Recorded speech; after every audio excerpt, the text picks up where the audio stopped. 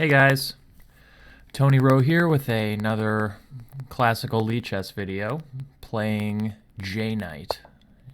We're gonna, shocker, open with the Sicilian defense, but you know what? I'm not gonna play a Kalashnikov. That would be cliche. I'm gonna play d6 and pray to God he doesn't play bishop b5 check. I haven't studied much of any of that theory in a long time. That would be troublesome.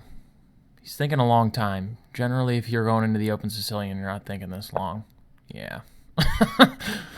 Okay, so c3. It's usually a good idea when your opponent plays c3 to, in these e4 openings, to react with either d5 or knight f6. The reason being that he no longer can put the knight on c3. So in response to knight f6, he has to protect it in a more awkward way, and in response to d5, if he takes and you take with your queen, he can't harass it with knight c3. Knight f6 is the normal move, and I think there are a couple different ideas here. I think white can go bishop e2, h3, bishop d3, I believe is called the Kopec system, after Danny Kopec. The main thing to understand here is, a move like h3 might look kind of weird because knight takes e4, but h3, knight takes e4 can be met by queen a4 check. This move is interesting. Queen a4 check is no longer possible. I'm kind of a little bit confused here about what black's plan is, or white's plan is, if I take on e4. I guess, knight takes e4, queen a4 check anyway, bishop d7, bishop takes f7 check, king takes f7, queen e4 is an idea. I'm not even certain that's really that bad for me. Maybe it's not worth going into. Oh man, excuse me. How rude. It's late. I'm kind of tired, but I sort of felt like playing some classical chess also. So if knight e4, knight e4 is the move to play if you can play it, and this move just seems like I'm not familiar with this move at all, and so it makes me think that there's something wrong with it. That might not be true, but when your opponent plays a move like this in the opening, sometimes it's good idea to take a second and check it out. So knight e4, queen a4 check. His idea is presumably to take on f7.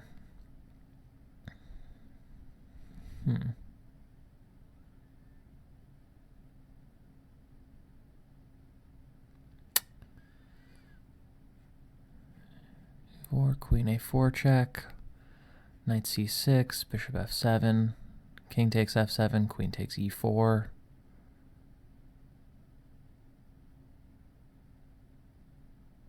I could just go knight f6 or knight c6 and just ask him. Yeah, I'm just gonna do that. I don't want to mess around with all this bishop takes f7 nonsense. So I assume he's gonna go d3 here. Castling. I think I'm just gonna take on e4 if he does that. I somehow doubt that he has enough compensation, but maybe he does. I suppose also possible is d4 here. I'm wondering about the idea d4. Let's just say, for simplicity, I take, knight takes e4, and then d5. And wherever I put my knight, he might have that same bishop takes f7. Oh, no, of course he doesn't have bishop takes f7. The pawn's on d5. Dummy. So d4 might not be sound. JKnight is thinking a long time. That's what I like, since I tend to also think a long time. Hope everyone's having a good weekend out there. I just finished watching the Republican debate. I'll leave it at that. It's kind of a mess.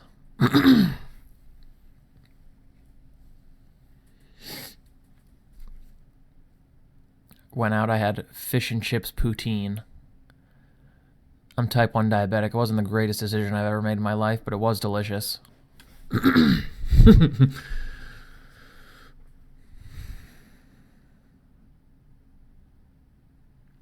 At some point, it's going to be probably quite good for me to go d5 and just trade off the e4 pawn. Once he's played e4 and c3, the d3 squares is kind of weak, and so a lot of times it's helpful to go d5 and open up the file.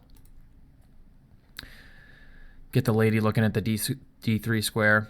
I'm not sure how I'm going to develop my dark squared bishop yet. I'd of course prefer to go g6 and bishop g7. It's just a little bit more active, but now that he's put the bishop on c4, it's also pretty enticing to just go e6, blunt the bishop, go bishop e7, castles, and with e6, I'm preparing to go d5 at some point, which... Okay, so he goes d3. I could almost go d5 right here. That doesn't seem completely inappropriate. So if d5, e takes d5, knight takes d5, castles, e6. Yeah, I'm not sure. There's also the question of whether or not I want to go bishop g4 here. If bishop g4, h3 presumably, bishop takes, queen takes, I can go knight e5, but he can flick in bishop b5 check, and that would be irritating.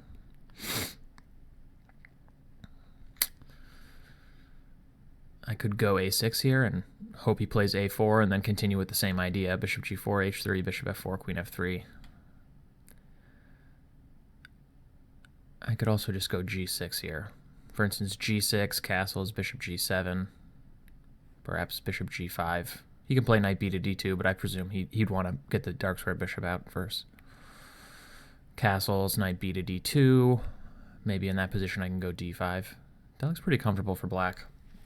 Yeah, white's problem here is that I think I'm just going to go d5 at some point and be very comfortable. The only question is, do I want to go e6 and bishop e7 or g6 and bishop g7?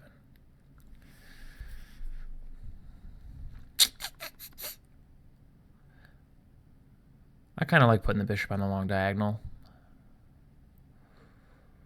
I don't see any obvious way he can really punish me for that.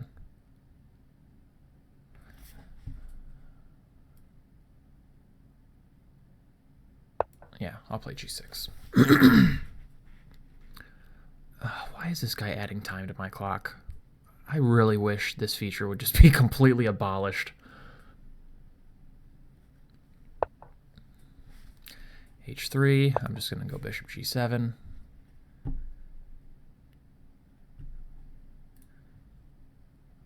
It's just, I don't mean to go on this rant, but it's just an odd feature. I get in casual games why you might want to give your opponent some extra time to just finish and, you know, play the game, whatnot, but in a competitive game, I mean, you can't do this over the board. I don't understand. And I get irritated because I sort of take it as an insult. Like, now if I win, I mean, okay, he gave me an extra 30 seconds. It's just weird. Don't do that. If you're listening, don't do that. I appreciate that this guy's being nice, but I don't like this. He's you know, ignited like cranky old man Tony Rowe mode. Oh dear.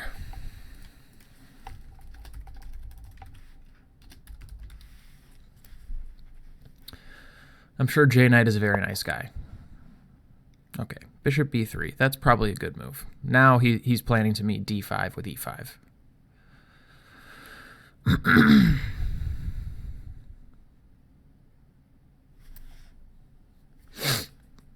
So what do I do? It's tempting to go b6 and bishop b7 as well. Just put all of my bishops on all of the diagonals.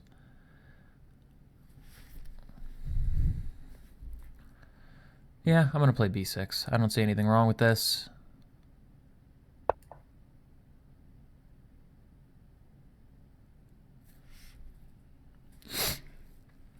White's probably going to... I'm really bad with the arrows. White's probably going to go knight d2, castles. At some point, he should probably play d4. So now, rather interesting is e5, I think. Just planning to go d5 without allowing e5 myself. Question is d5, e5 anything I have to worry about? It's kind of annoying because I don't really want to allow him to go d4. Is e5 weakening at all? Is it too weakening? I don't know. I sort of like this move, though. If I want to play d5, I had to play b6 anyway. I don't necessarily have to put the bishop on b7, though. For instance, if I go e5 and d5, and he takes and I take with the knight, maybe at some point I'd rather put the bishop on e6 to oppose his bishop. This makes some sense. So I'm trying to think if I want to go e5 before committing the bishop to b7. And I sort of think I do.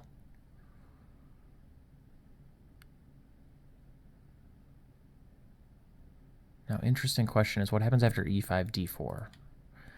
Point is that I can't really take here because of bishop d5 with a adorable double attack. For him, at least. So,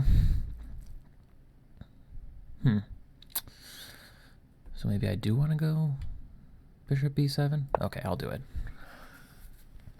Now that double attack doesn't work. So if he plays d4 here, I can just take it. Presumably he's going knight b to d7, knight b to d2, knight b to d7 would be impressive. And what am I doing there? e5 perhaps?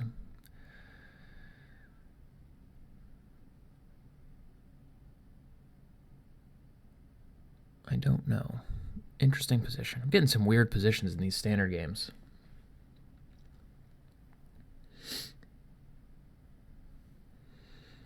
Not really my bread and butter, but we'll make it work. I feel like white's setup is not really ambitious enough to cause black a lot of problems, but who knows if I've played really in the most precise way either. So queen e2. Interesting. This sort of hints at rook d1. I don't necessarily understand why he didn't just go knight b2. Knight d2, rather, just right away.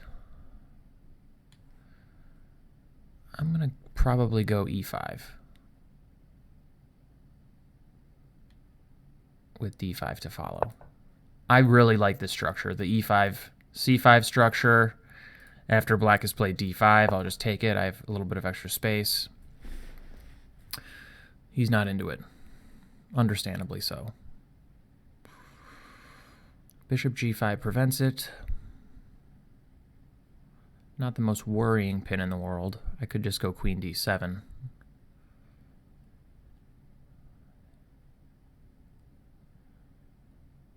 Still can't go d5, though.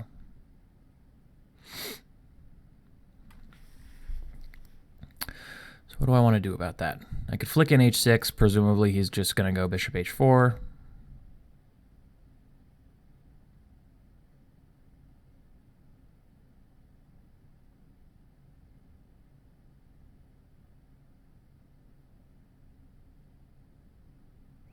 I think I will flick in h6 just because at some point it might be tactically useful for me to go g5 and... Oh, he's just going to take it. Well, I'm fine with that too. And I think I'll take with the bishop. Is that stupid? Which way should I take? I mean, it's almost... Yeah, it's almost becoming enticing to try for f5 instead. Like, for instance, knight a5, kick his bishop off the diagonal, and then organize f5 in some way. How do I want to do that, though? Again, this is a decision that reminds me a lot of the bishop g2 versus f3 from last night's video. I could just simply take one of these things relatively instantly and be fine, and it really won't change the position that much. But it's the kind of position I also agonize over for too long.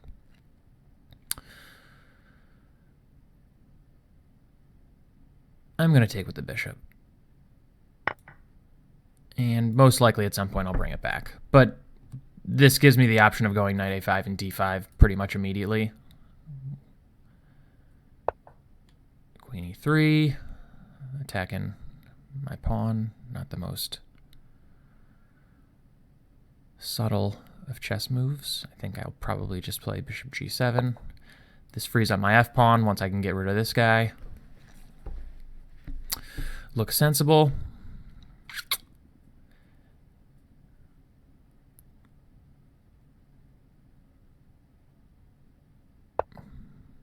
Yeah, knight d2, finally.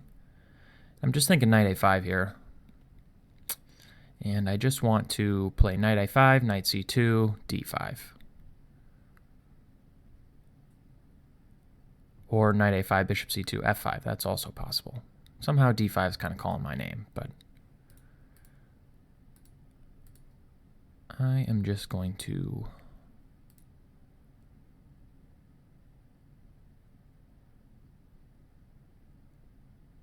he can go bishop d5. Do I care about that much? I could take it and then go f5. I feel like my position's pretty comfortable. My knight on a5 is kind of stupid. I would have to find something to do with that piece. Is there anything better? I can also go knight e7 and d5. It's a little slower. You can maybe meet that with d4.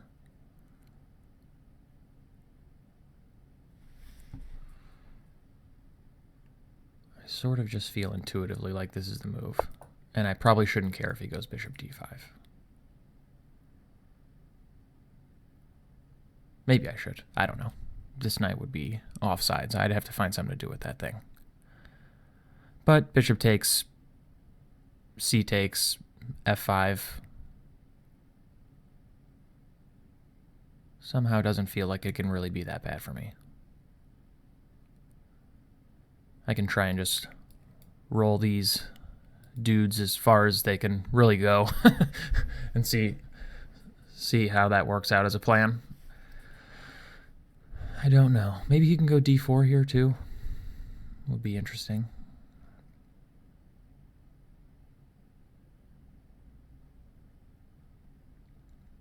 I would have to think about that for a second. I would probably take the bishop, and I don't know what I'd play after that, though.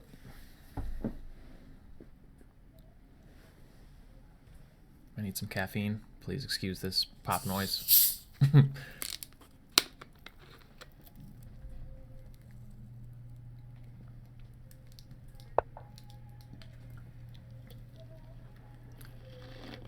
Yeah, this move makes some sense.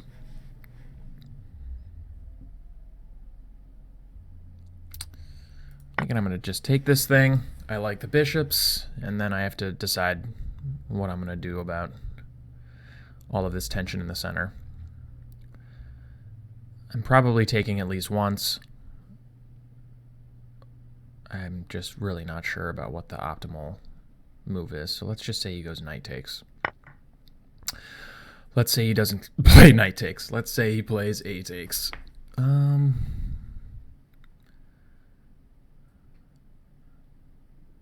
I really want to do is like takes d5, but it just doesn't look good. You can just play d takes or knight takes. Probably knight takes. Yeah, that's just not working. If I take twice, I can play c takes, e takes, knight takes, queen f6. You can just go knight f3 in that case, but then maybe I go rook e8. I'm awfully active. I mean, in principle, I'd like to open up the game as much as possible for these bishops. I'm just sort of worried about the structural issues if I take twice and I have this d6 pawn on the open file. He has this e4 pawn that's kind of weak too. And my pieces would be really active. It's an interesting thing to consider. So c takes, e takes, knight takes, queen f6. If he moves the knight, like knight b5, let's say, I can almost just take on b2 and just knight takes d6 and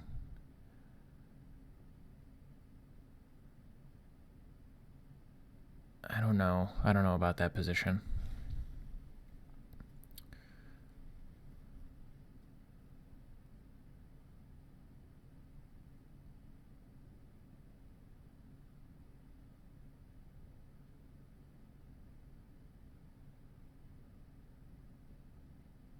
I can also take C takes, C takes, E takes, Knight takes. God, I have so little time. C takes, E takes, Knight takes, Rook E8, hold Queen F6 back. I'm threatening D5 then, exploiting this pin. I kind of like that too. It seems like that might be kind of uncomfortable. So let's play that. I'm just going to play it without thinking, because that's what good chess players do.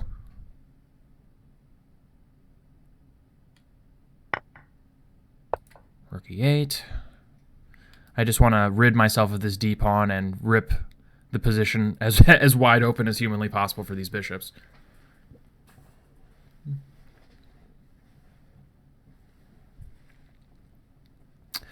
As usual, I don't have enough time, not nearly enough time. I really should resign also if I hit, 30 seconds, because he gave me 30 seconds. But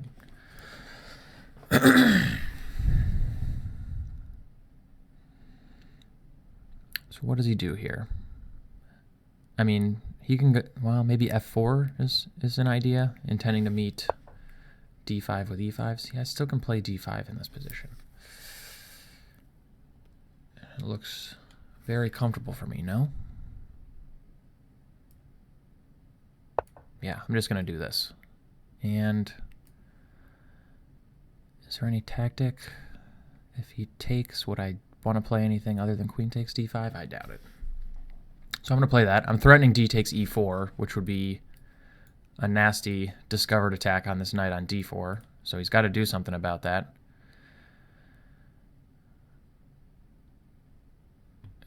It sort of feels to me like, white is just clearly worse at this point. I have the two bishops in a very open position with no real compensation. His pieces are sort of clunky.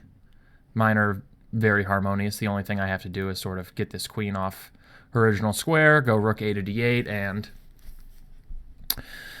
JKnight's position is a little precarious, let's say. What does this guy's ratings look like? He's awfully prolific in all variants. 2075, this is actually his best time control. Interesting.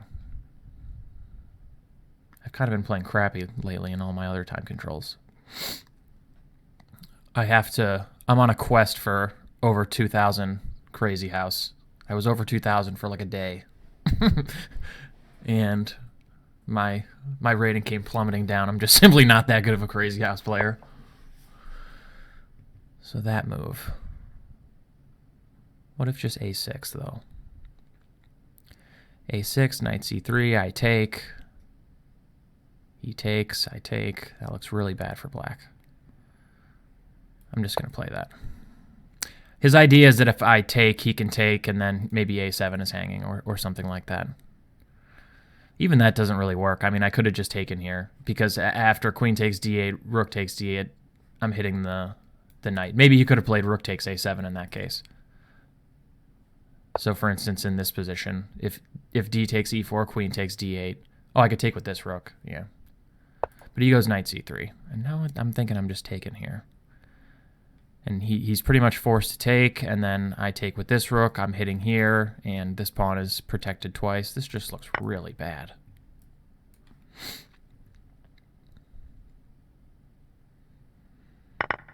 So takes. What are you going to do about this guy? This is the type of position where you got to start looking at knockout blows. He's going knight C4. Okay, that's a good move. I didn't see that move. Attacking this guy, which I weakened with my previous move. And what do I play here? So I can go B5, of course, and he'll go knight A5, attack the bishop, and I can just drop it back to A8. That position's probably very comfortable for me. I can protect my pawn at any time.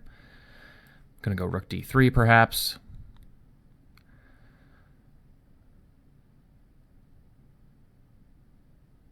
Just trying to find out if there's anything obviously better.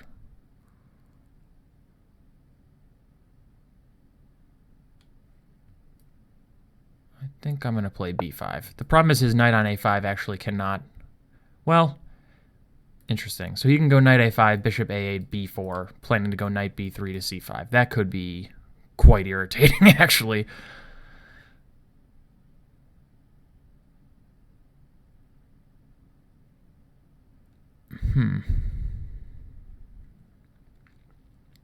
So if knight a5, bishop a8, b4, what do I play there? It's kind of an important move, because if I do nothing, he's going to start the harassment of this a6 pawn. And if this a6 pawn falls, then this pawn's probably falling. So, and I only have 2 minutes. So knight a5, bishop a8, b4. I mean, rook d2 is sort of calling my name, just threatening here. And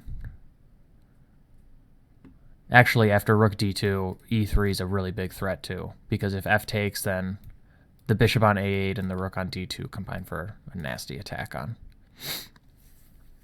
So maybe that's the move. So if knight a5, bishop a8, he goes b4.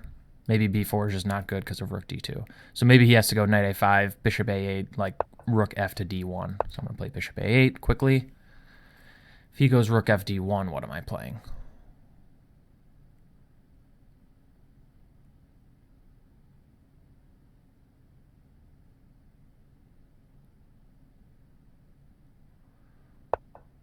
Yeah, that's probably the best move. I don't feel like I'm taking. I'm just going to leave the tension there. I can go b4, f5 perhaps. b4 is awfully committal. If I play b4 and there's no real point, then... So maybe I should just play f5. I can play bishop d4 also.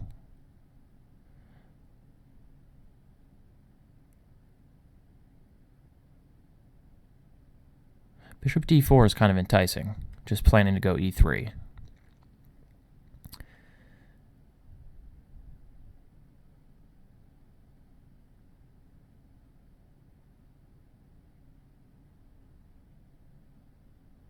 I don't have a lot of time.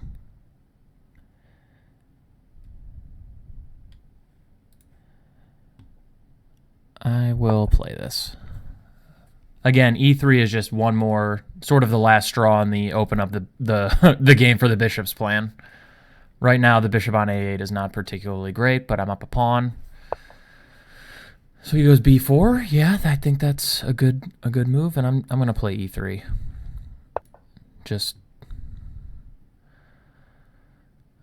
going for it. And the question is, after f takes e3, am I taking with the rook or am I taking with the bishop? If I take with the rook, the problem is maybe he can just go something like king h1 and... Okay. He can do this. It is possible. I didn't think he'd want to, but he's doing it.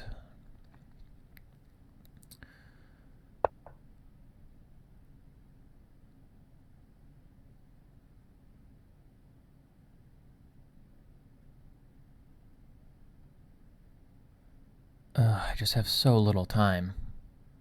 So irritating. Bishop e3 or bishop takes c3. I'm just going to take this thing. And I'm going to try and simplify into something that I can play a little bit easier. The problem is this thing is just hanging. So I'm going to take this. I can go rook e1 and then take on g2. Knight c5, bishop takes h3. Yeah, I'm going to go for that.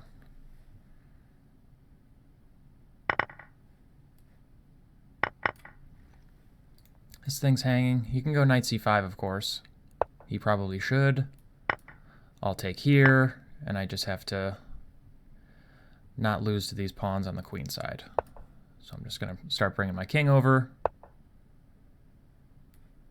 I will play bishop d7. I might have to sack my bishop for his last pawn, but I'm not, like, unbelievably I don't really think I can lose this position, essentially, is what I'm saying. So I'll go here. He's just trying to flag me, which is a very reasonable plan. All things considered. I have to play rather quickly. I'll pre-move b takes c4. I don't think that move would be very good, but we need to get these guys rolling. I'm a little tense because, well, this position's a little tense. I only have 6 seconds. I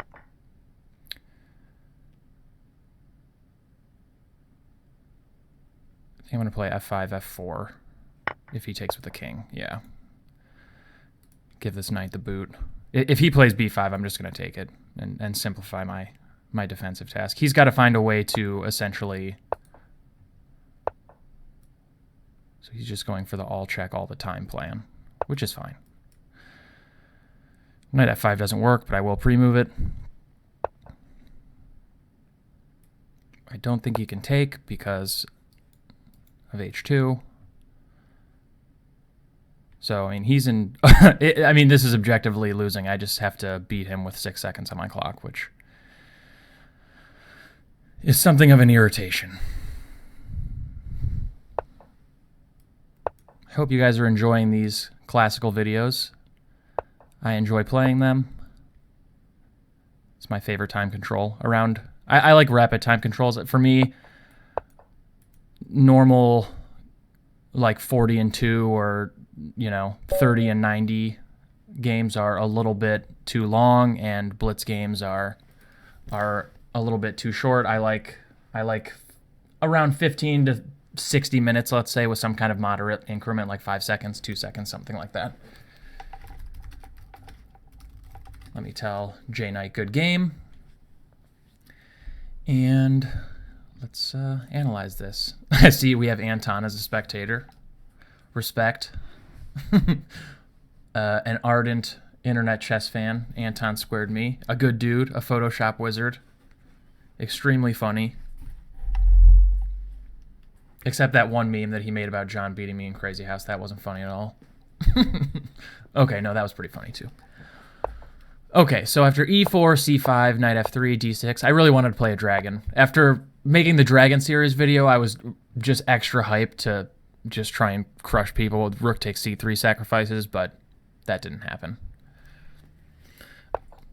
Of course, guy's a killjoy, plays c3. Totally respectable move, though. Not bad. Yeah, and let's turn off the engine for a second. There are tons of moves here. Like I mentioned before, you can go h3. The point being that after knight takes e4, queen a4 check is a snazzy little double attack. There's also the Kopec system, which is just bishop d3. The point being that white wants to put the bishop on c2. So instead of in the game how he went bishop c4 to b3 to c2 or something like that, you're just trying to get the bishop to c2 in one move. It looks kind of weird blocking the d pawn, but it's only temporary. It's going to c2, and white's trying to build up Roy Lopez-esque play, essentially, with d4, with the bishop on c2, and maybe h3, castles, that kind of stuff. Interesting sideline. I don't know much about the theory of this. I know... Yeah, and this move, anyway, is, again, not particularly theoretical.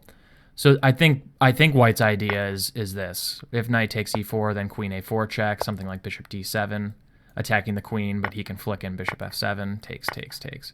I'm not even sure this is actually bad for me. I mean, in a lot of positions, because white is trading away a center pawn for this f-pawn, like, black center can become very dangerous, even though his king is kind of dislodged in onto some kind of ugly square.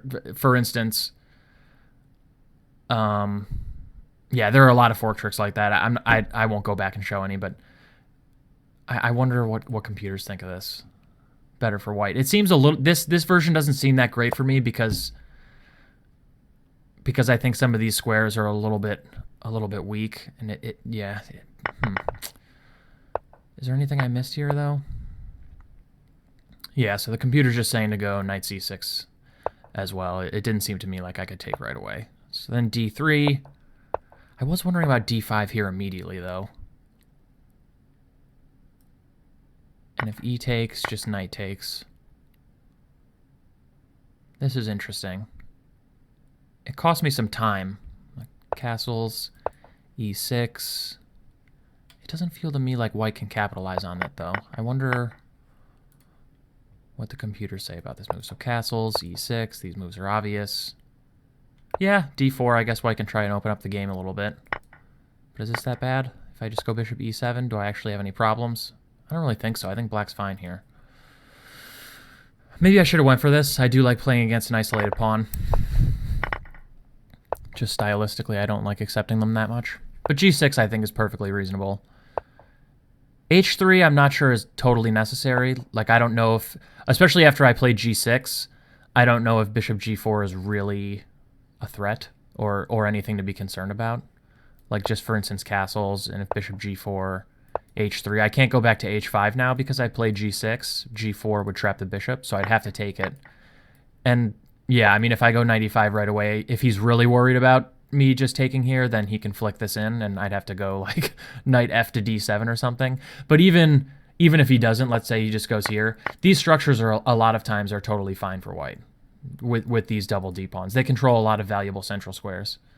I'm not sure about this position in general. I doubt white is much worse.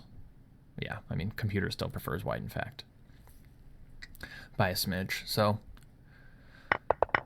that's, yeah, I mean, h3 doesn't feel like the most ambitious move to me. I probably would have preferred castles. I think white played maybe the opening phase of this game a little bit ponderously. Bishop e3 looks fine. I mean, h3 also prevents knight g4, so that's part of his plan, is to go bishop e3 and then knight d2 instead of, you know, knight d2 right away. So, yeah, maybe h3 is fine. I'm not certain. Bishop b3, yeah, I mean, I think this move is probably a good idea. White realizes that perhaps a d5 at some point, e takes d5, knight takes d5 would be an advantageous structure for black, I think, just because of this backward d-pawn along the open file. So he gets ready to meet d5 with e5 now that I'm not hitting this bishop. I think that's a good idea. b6, I'm either going bishop b7 or I'm protecting the c-pawn to go d5 and white castles. Bishop b7, queen e2. I'm not sure about queen e2. It seemed to me like knight b to d2 is a little bit more flexible. I'm just not certain that white knows exactly where the queen's going yet. e2 is a perfectly reasonable square, and it's very common in these structures to prepare rook d1 and d4, for instance, but I sort of feel like just get on with the obvious development move. Like, your knight is certainly not going anywhere. Like, I don't think a3 is a very reasonable development plan for him. So I think just going to d2 is more flexible than declaring the queen's position with queen e2, but that's just me. Yeah, and then e5, I think this is the natural way to play. Black is trying to enforce this structure with d5. For instance, if knight b to d2, perhaps d5. Yeah, I looked at this. I didn't really feel like I cared. I thought maybe just d4 was better for black. I'm just happy to have the extra space.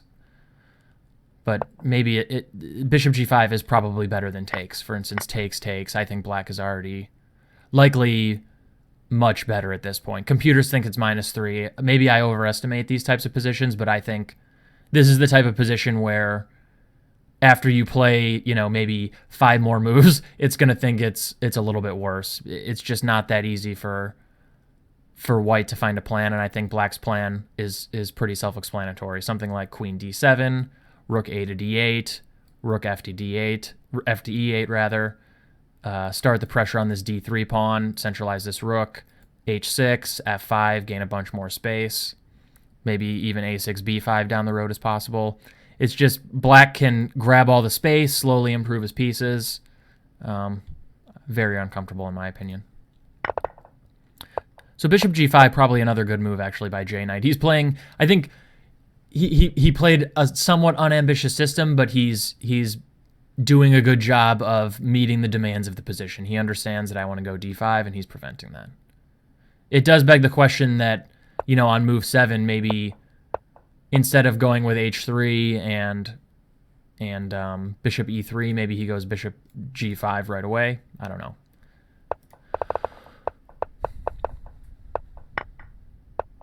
It sort of feels to me like white should go to h4 here.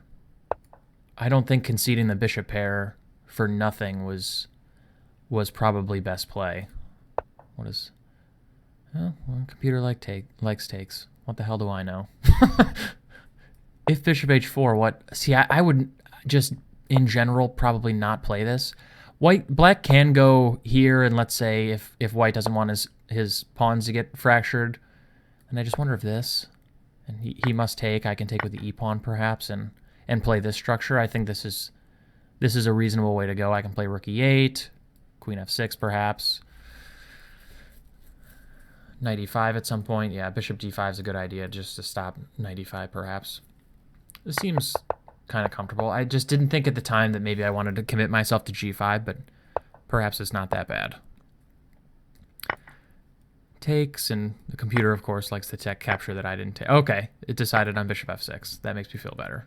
Yeah, I mean, I'm just probably going back, and it's highly probable, honestly, that if I took with the queen, I would also go back, and we would reach the same exact position. So, because my two pawn breaks really are d5 and f5, the queen not only blocks the f-pawn, but also maximally supports d5 on her original square. So it's kind of funny that really bishop takes, I'm going to go back, or queen takes, I'm going right back anyway. So maybe it just doesn't matter that much. Yeah, queen e3, I probably, again, would just play knight d2. I don't think the cheapo threat is... But it doesn't really matter either way. This move also helps support d4, so... Knight b to d2, knight a5... Maybe here, since white has already given up a bishop, he should not have given up the second one, like bishop c2 or bishop d5. Bishop d5 was interesting. I thought that this was probably comfortable for black. I doubt that white has any advantage, but also I have to think about long-term what the heck I'm doing with this thing. I mean, it has to come back via b7, but then... Where's it going after b7? I'm going to have to move the queen. I'm going to have to put it on d8. I mean, essentially the knight's ending up on f7, and it's not like f7's really that great of a square. Like, this is going to be a problem piece for quite a long time, honestly. So that would be something I would need to really figure out if white played this variation. And you can see, like, the computer, even for a second, suggests just knight back. But, I mean, if you're going knight back, then why go knight a5 in the first place? So... Also, I think reasonable is bishop c2, and in that case, I was planning on going d5, though. And probably here, black is a little bit better, especially if white has to take, and I can just take with the queen. I feel like this position is most likely, again, similar to the other position where white took on d5, likely just much more comfortable for black. I have the two bishops. Again, I'll probably play f5, rook f to e8, rook a to d8. I'll bring my knight back to c6, and it's not going to be easy for white to gain much counterplay. He doesn't have many active plans. The most typical plan in those structures for white is to go a3 and b4 and just try and knock down one of the so-called, bind pawns. But I think these positions are pretty comfortable for black. d4, yeah, it's a move I considered. It's a double-edged move, though, in that I can obviously take the bishop pair and then just open up the game completely with this sequence. And I wonder, yeah, already white's in a lot of trouble. The problem is just that d5 is going to be just unbelievably strong. And in the game, white didn't find a good way to cope with this. It's not an easy move to really find a solution to either. What do you play? I mean, you can't move the queen very far because your knight's hanging, and you have these two knights clogged up on the d file that are sort of loose to d5 and d takes e4, and you have pressure on this pawn. I simply don't know what to play. I mean, maybe queen d3 is the best that white can really hope for. I don't know. And after d5, yeah, it's just a lot of suffering. He can't even take here because after queen takes d5, there's the double threat of queen takes d4 and queen takes g2, and the only real moves both lose. I mean, this hangs a queen, and this meets both threats, but I can just continue to gang up on the piece as many times as I really please, and eventually I'm going to win that knight. So I wonder if there's anything, like, is d4 really already that bad? Like, is this already terrible? Yeah, so d4 is just, like, unbelievably bad, which is kind of surprising. I mean, white's position goes downhill just in one move. Again, like yesterday, like, yesterday.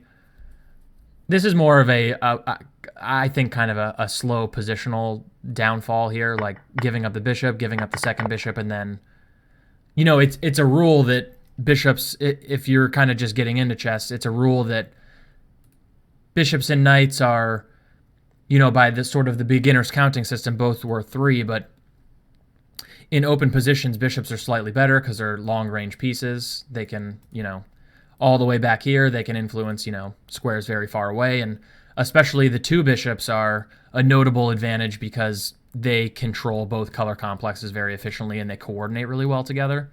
Like, you can see both of these bishops exert massive amounts of influence over these central squares, and both on these sort of far targets on the king side too, and queen side at the same time. And yeah, I mean, when you have the pair of bishops, you want to open up the game as much as possible to accentuate their range, and when you have the knights, you want to keep the game as close as humanly possible. So, like, with d4, in one fell swoop, white concedes the bishop pair and opens up the game to sort of the maximum amount of openness it can possibly be. And yeah, I looked at queen f6 here, but oh wow, it's just so much less good. So I'm really actually very happy that I found this move. It's just much stronger than, yeah, because d5 is just impossible to stop. Yeah, and already white's in a lot of trouble. I don't feel like maybe I converted this in the optimal way though. Like around here, I was already quite low on time, and it feels to me like maybe this is a critical position where if I find the right move, white's just going to be completely lost. So I wonder, like, I looked at this and then queen takes d8, and if rook takes d8, I thought about this move, hitting the bishop. I'm hitting this. I mean, maybe this is still just completely decisive. I don't know. Like, for instance, just this. And what does he do? I mean, it takes here, takes here. There's this awkward pin. e3 is coming. Even bishop d4 is maybe annoying, exploiting the fact that he can't take it because of this pin. Yeah, rook b7, planning to go knight d6 perhaps.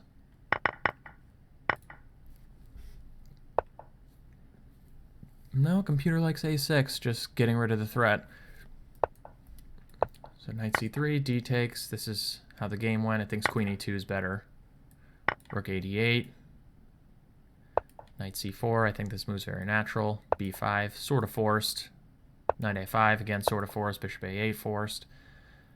But yeah, I mean, this position is just is kind of just technically lost for white. He's down a pawn. Black has the 2 bishops. Like, these rooks are really well centralized.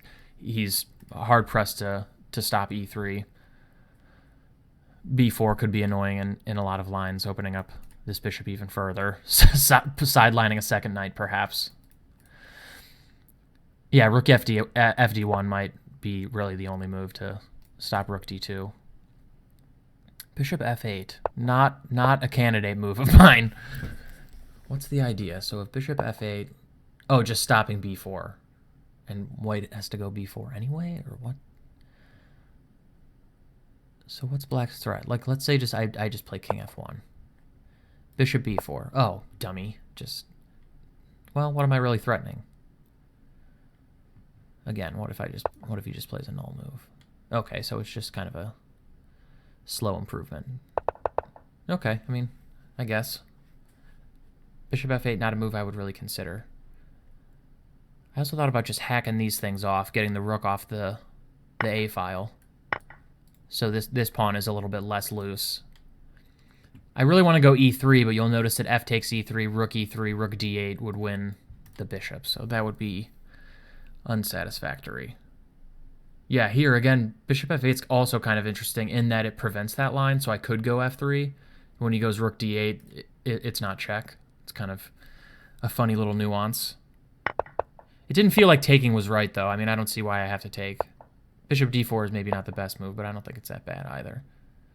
Again, I just want to rip open the position for my bishops, and knight b3 was interesting. I didn't think that this move was possible, but maybe it's really not that bad.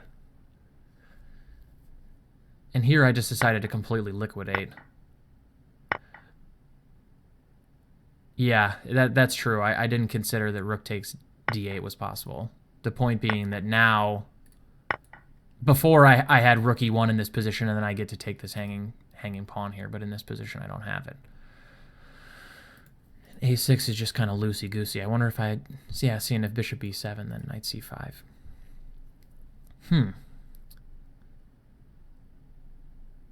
So maybe in this position I go rook d3, like rook d3, rook a6, bishop d5. Here it's not super clear though, knight d4. I want to use this as a tactic somehow. Yeah, this move would have been better by quite a bit. Yeah, rook d3, rook a6, bishop d5. I thought knight d4.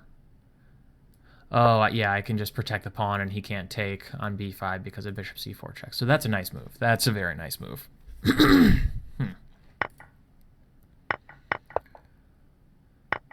And after this simplifying sequence, I'm probably just winning. I mean, he goes knight c5, but probably he shouldn't. Because it's just after bishop h3, knight a6, he never has any real hopes of making one of these guys a queen. He's going to have to trade off one for my b-pawn because I can protect the b-pawn with bishop d7. He's never just going to win it. And because my bishop can always just guard b7 or b5 relatively easily, it's going to be hard for him to march this pawn. And then, I mean, while he's doing that, he has to deal with 3 pawns. Whereas if he goes something like h4, at least it's going to be harder for me to stop these pawns. I don't know. I mean, it's likely all just completely lost anyway. It's a little bit academic, but this feels like it's a little bit easier for me to win. And honestly, I mean, besides the fact that I was extraordinarily low on time here, there's not much to really talk about. This position is just completely... Yeah, and especially here, like, I mean, his point, of course, is that he's attacking g5, and if I go g4, he can play knight takes h4. But in these pawns versus knight endgames, a lot of times you don't have to. The threat of knights are such poor pieces at dealing with large numbers of pawns because they just, are easy to kind of boot away and such, and don't really control squares all that efficiently. So yeah, I mean, yeah, there's just not much to say about the rest of the game. Yeah, and he resigned. An interesting game. Again, not that unhappy with my play, really. As far as I know, I didn't make any absurd blunders. Maybe some... Yeah, I mean, some missed opportunities for White, I think, to make it a little bit more difficult. As it was, I just sort of got to do everything I wanted to do, and then, yeah, already he's just losing. Again, I think another case where I don't remember the exact times, but I think my opponent had quite a bit of time compared to me. It feels like in a lot of these 15-minute games, at the risk of repeating myself, I know this is something John talks about on his channel and a lot of his 15-minute pool games, is people just really use their time kind of inefficiently. and I should say that I'm not saying that my time management was optimal in this game, because it certainly was not. But especially in increment games, you really have to adjust your expectations of what low on time really means, because